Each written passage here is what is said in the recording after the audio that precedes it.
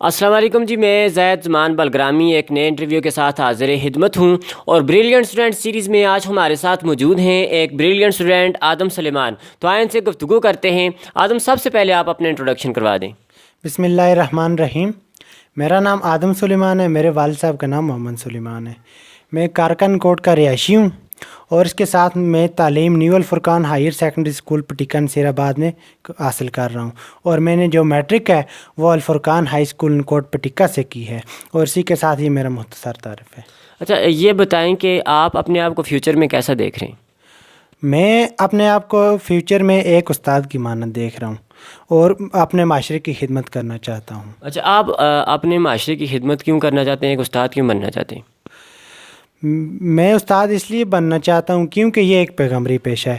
حضور صلی اللہ علیہ وآلہ وسلم نے اپنے آپ کو اتنا نبی ہونے پہ فخر نہیں کیا ہے جتنا ایک معلم ہونے پہ فخر کیا ہے، اور ایک استاد کی بہت زیادہ عزت ہوتی ہے معاشرے میں، اس لیے میں ایک استاد بننا چاہتا ہوں۔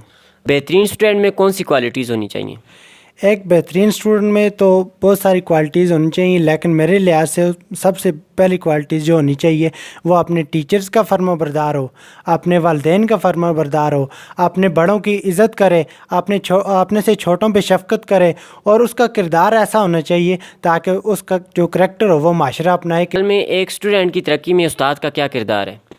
میرے لحاظ سے تو اسٹوڈنٹ کی ترقی میں ایک جو طالب علم ہوتا ہے نا، جب اسکول میں جاتا ہے تو ایک صاف پیج کی مانند ہوتا ہے، تو وقت گزرنے کے ساتھ ساتھ اس پہ چھوٹے چھوٹے ڈاٹس لگ جاتے ہیں، لیکن ایک وقت آتا ہے کہ وہ پیج لکھا ہوتا ہے اور پورا بھرا ہوتا ہے جس سے لوگ مستفید ہوتے ہیں، پڑھتے ہیں۔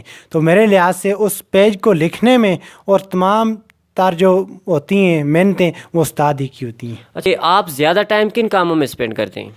میں زیادہ تر وقت جو ہے کتاب پڑھنے، نماز پڑھنے اور اسی طرح دوسرے کاموں میں گزارتا ہوں۔ اچھا، آپ کون کون سی کتابیں پڑھتے ہیں؟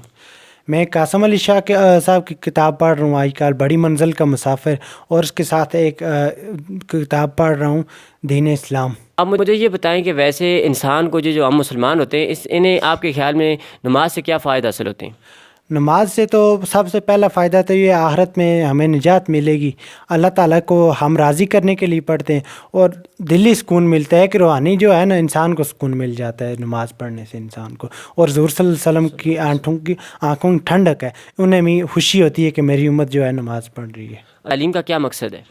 میرے خیال سے تو تعلیم کا مقصد شعور ہے، لیکن آج کے معاشرے میں جو میں نے چیز دیکھی ہے نا کہ وہ کہتے ہیں کہ تعلیم کا مقصد جب صرف نوکری ہو نا تو معاشرے میں صرف نوکر پیدا ہوتے ہیں، کوئی رہنما پیدا نہیں ہو سکتا۔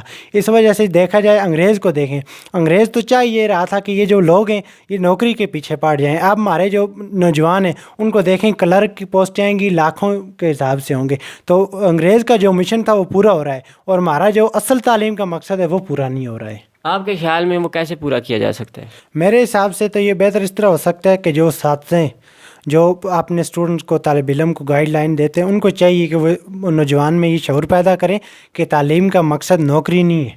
اچھا، تو اس وجہ سے یہ اس چیز کو ختم کیا جا سکتا ہے۔ اچھا، آپ لاسٹ پہ یہ دیکھنے والے ہیں جو ایج فیلوز ہیں، آپ ایک بریلینٹ اسٹوڈنٹ ہیں، آپ انہیں کیا پیغام دیں گے؟ میرا ہر پہ ان کے لیے ایک ہی پیغام ہے، learn to live and live to learn, کہ جینے کے لیے سیکھیں اور سیکھنے کے لیے جئیں۔ اچھا، بہت شکریہ، بہت شکریہ آدم۔ اللہ تعالیٰ آپ کو کامیاب کرے، اللہ تعالیٰ آپ کو ایک کامیاب استاد بنائے۔ دوستوں، امید کرتا ہوں کہ ویڈیو آپ کو پسند آئی ہوگی۔ اللہ آپ سب کے لیے آسانیاں پیدا کرے۔ بہت بہت شکریہ۔